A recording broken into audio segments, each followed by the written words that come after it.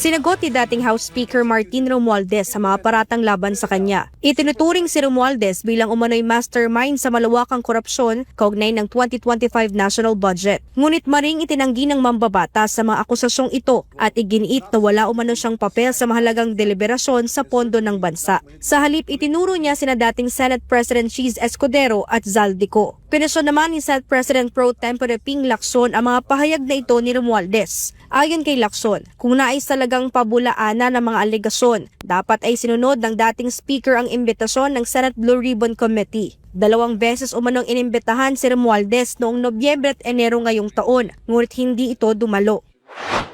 Naniniwala naman si Senator J.V. Ejercito na dapat ihayag ni Romualdez sa Senado ang kanyang nalalaman hinggil sa isyu ng korupsyon. Bottom line lang, yung accountability, no? Sabihin na lang siguro kung ano yung nalalaman talaga. Kasi siyempre pondo ng bayan yung nawaldas eh. Hanggat hindi na tutunton yung mga tunay na mga may kagagawan, yung mga tunay na masterminds, no? Yung mga culprit, yung mga nagsimula ng modus na ito, panagutan nila.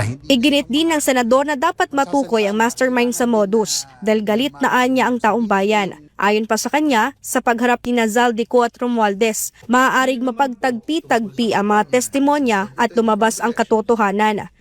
Bottom line dito, yung it's greed and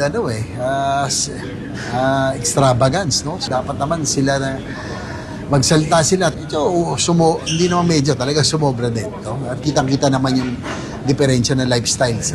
Kaugnay nito, nagpahayag din ng tiwala si Senator JV sa testimonya ng tinaguriang Brave 18 hinggil sa manoy pagdadala ng mga maleta ng pera sa mga politiko na sangkot sa maanumalyang flood control project sa bansa.